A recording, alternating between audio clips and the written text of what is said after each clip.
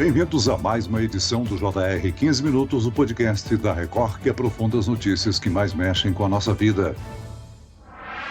Desde 2009, a Agência Nacional de Vigilância Sanitária, a Anvisa, impede a comercialização, a importação e a propaganda do cigarro eletrônico no Brasil. Embora os aparelhos sejam proibidos, aproximadamente 1 a cada 4 jovens no Brasil já utilizou alguma vez um cigarro eletrônico. O seu uso vem crescendo e empresas do setor e usuários defendem a liberação. Por outro lado, entidades médicas demonstram preocupação com os riscos que este dispositivo pode trazer para a saúde. Agora o assunto volta a ser debatido.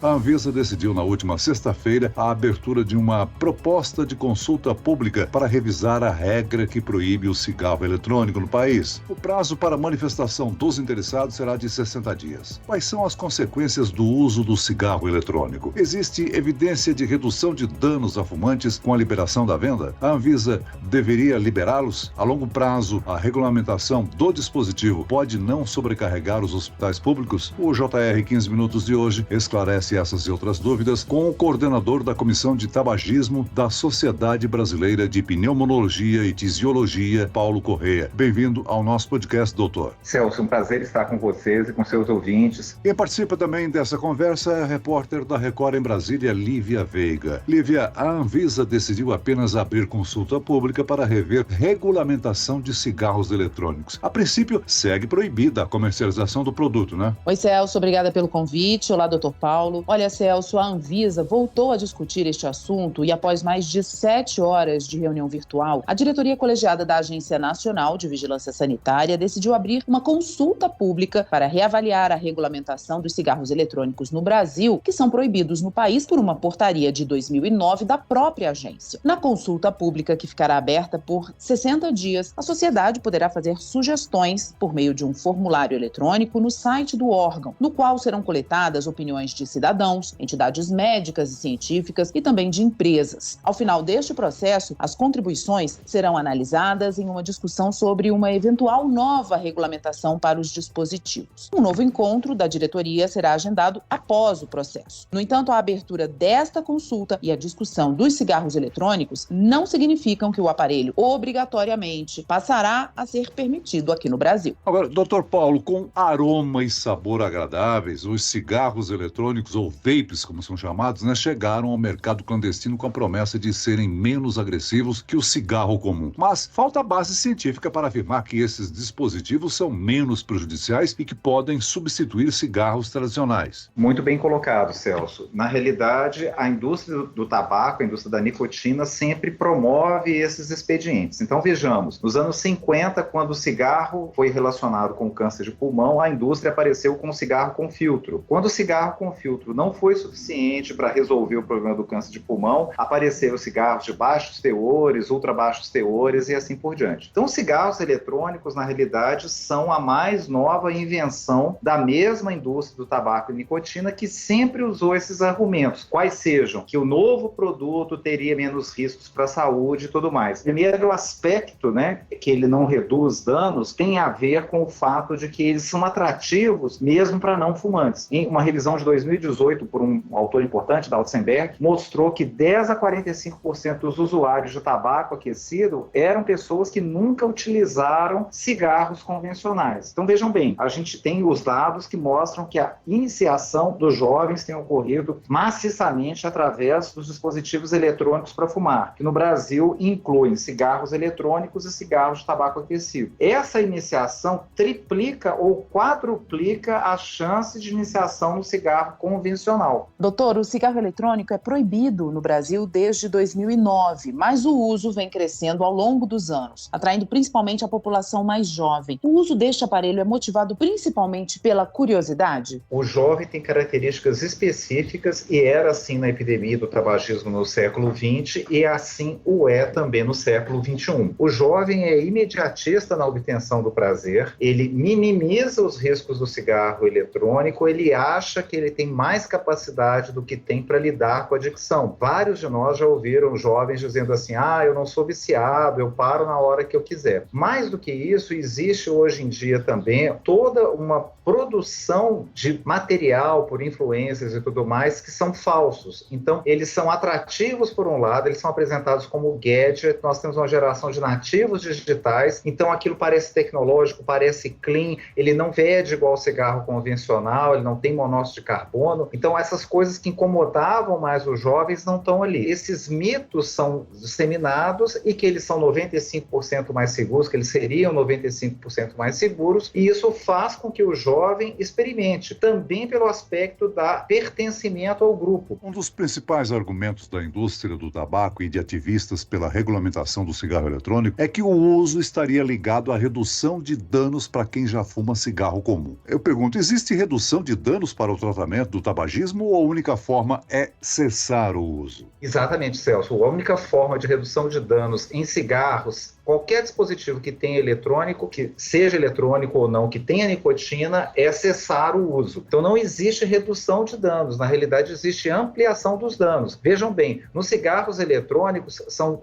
mais de 2.000 substâncias químicas, a maioria delas de natureza ignorada. Quando o fumante usa cigarros eletrônicos, ele está inalando um monte de outras coisas, muitas dessas coisas são desconhecidas e além do mais está inalando metais, por exemplo, ferro, níquel, latão, cobre, titânio. Esses metais vão para o fumante porque eles estão no filamento ou vazam da bateria. Então não existe redução de danos, Celso, existe uma ampliação dos danos. Então assim, os cigarros eletrônicos, eles são a porta de entrada para o cigarro convencional, eles triplicam as chances ou até quadruplicam as chances de iniciação no cigarro convencional. Quando você usa cigarro eletrônico e cigarro convencional, de longe o padrão de uso mais comum, você soma os danos que são produzidos pelos cigarros dos tipos diferentes. Então, por exemplo, o risco de hipertensão é aumentado porque no risco do cigarro convencional ele é um risco de 1,24 e quando você associa os dois é 1,66, portanto 66% maior. Então não existe redução de danos quando também, Celso, nós estamos ampliando a utilização desses produtos para uma população que era de não fumantes. Então existe uma ampliação desses danos para a sociedade. Doutor Paulo, atualmente, mesmo vetados, os cigarros eletrônicos são facilmente encontrados em lojas e também pela internet. Falta fiscalização, doutor? Além disso, a proibição destes dispositivos gera uma produção sem qualidade ou procedência conhecida? A produção é sem procedência conhecida e mesmo que ela se fosse conhecida, a gente teria essas substâncias todas, a inalação dos metais e muitas substâncias ignoradas. Então isso não modifica em nada. Eles são perigosos, sejam eles legais ou sejam eles ilegais. Do ponto de vista de fiscalização, quando a Anvisa abriu o procedimento de possível avaliação, na avaliação do impacto regulatório dos cigarros eletrônicos em 2020, a GGTAB fez, no meio do ano passado, na sua produção de material, na avaliação do impacto regulatório, eles produzem um grande documento. E nesse documento, o pessoal técnico da Anvisa, que aliás, pegar um instante para poder dizer do trabalho maravilhoso que a Anvisa faz no seu mandato de proteger a saúde pública. Então, Lívia, o que acontece com uma agência reguladora igual a Anvisa? Ela tem que usar o princípio da precaução. O princípio da precaução diz, se eu tenho dúvidas no que tem naquele produto, eu não posso liberar. Mas, se eu já sei que tem formaldeído, que o ácido benzoico, que é usado como um dos ácidos para sal de nicotina, produz benzeno, que também é um carcinogênio grau 1, ou seja, comprovadamente cancerígeno para seres humanos, o que a agência regulatória tem que fazer? Ela tem que proteger a saúde da população. Então, ela não pode deixar um produto que a gente já sabe que contém muitas substâncias perigosas, metais pesados, benzeno, formaldeído, ser utilizado pela população. Agora, enquanto a Anvisa discute essa regulamentação, tramita no Senado Federal um projeto que libera a produção, importação, exportação e o consumo dos cigarros eletrônicos no Brasil. A regulamentação não seria uma maneira de combater todo esse contrabando?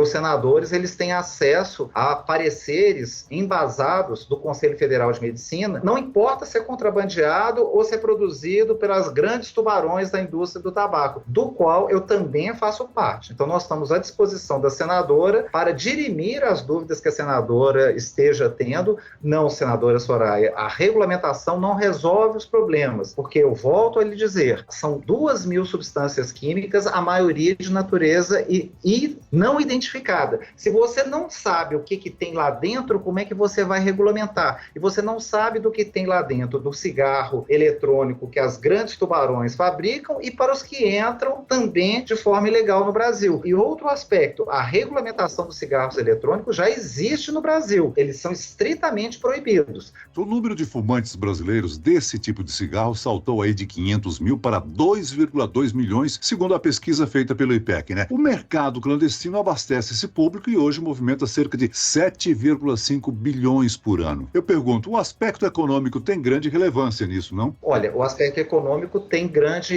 importância e isso é sempre um argumento usado para a indústria. Então, para a gente contrapor a isso, vamos dizer o seguinte, o cigarro convencional, já produzido há muitos anos, ele produz arrecadação de impostos da ordem de 12 bilhões de reais no Brasil e produz gastos diretos, indiretos, absenteísmo, medicação da ordem de 125 bilhões de reais. Então, veja, Celso, que a conta não fecha, né? O lucro é privatizado para as indústrias e o prejuízo é socializado para toda a sociedade brasileira. Então, não, os cigarros eletrônicos não geram emprego, eles geram doença, morte, incapacidade e a regulamentação que deve ser feita é a proibição. O cigarro eletrônico já está aprovado em mais de 80 países, Estados Unidos e também a China. Eu pergunto, essa experiência internacional pode influenciar autoridades brasileiras de saúde numa possível liberação do dispositivo aqui no país? Se essa experiência internacional ajudar para alguma coisa, no sentido contrário. Veja bem, Celso, o Stanton Glantz, que é um pesquisador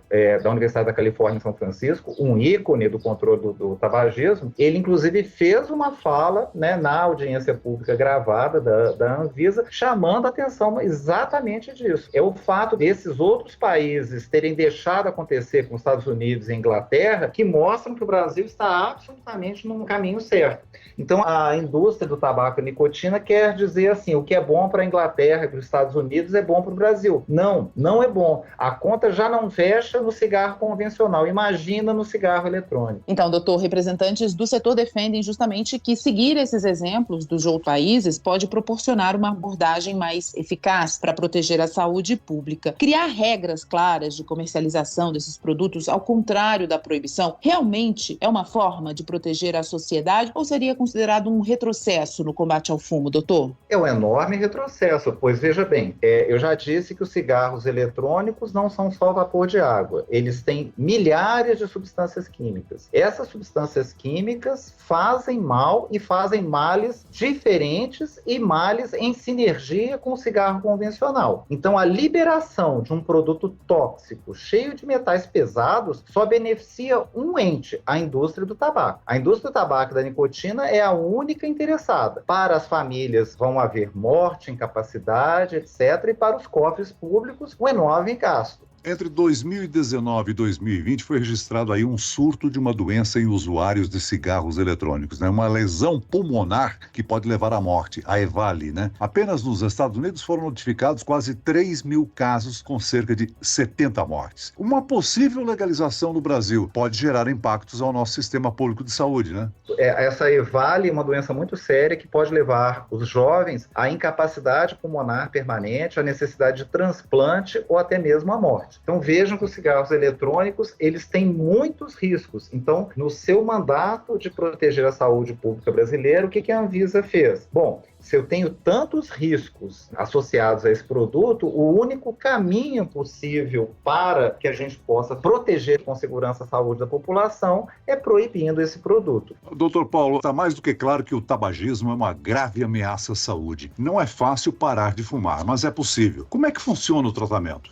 O tratamento do tabagismo, ele abarca várias dimensões, a dimensão psicológica, a dimensão comportamental e a dimensão química da dependência. Quando o fumante deseja, é muito comum a gente explicar para os fumantes que quando eles chegam, a maioria deles está dividido, ambivalente. Um lado quer parar de fumar e um lado não quer parar de fumar. Então o que a gente faz é entender como é que o cigarro se inseriu na vida dessa pessoa. Como eu disse em relação aos adolescentes, ele começou a fumar como? Ele queria entrar para aquela turma, ele já fez tentativas anteriores depois para poder parar de fumar, fez, não fez, fez e não deu certo, por que não deu certo? E aí se faz um plano de tratamento personalizado para aquele fumante, que inclui medicamentos, inclusive o Brasil é um dos únicos países do mundo que dispõe de medicações dadas no serviço público de saúde. Você faz um plano de tratamento com sessões de terapia cognitivo-comportamental, utilizando técnicas de entrevista motivacional que visam aumentar a motivação do fumante a poder parar de fumar. Nós treinamos várias técnicas, como técnicas de manejo de fissura e outras, e além disso fazemos um processo de prevenção da recaída através da terapia. Então, todo esse processo, existem vários médicos capacitados, os pneumologistas são os médicos que com frequência fazem isso, mas também os cardiologistas e os psiquiatras. O 15 Minutos de hoje termina aqui. Eu quero agradecer a participação e as informações do coordenador da Comissão de Tabagismo da Sociedade Brasileira de Pneumologia e Tisiologia, Dr. Paulo Correia. Muito obrigado, Dr. Paulo. É um prazer estar aqui com vocês. E agradeço também a presença da repórter da Record em Brasília, Lívia Veiga. Obrigado, Lívia. Obrigada pelo convite, Celso. Até a próxima.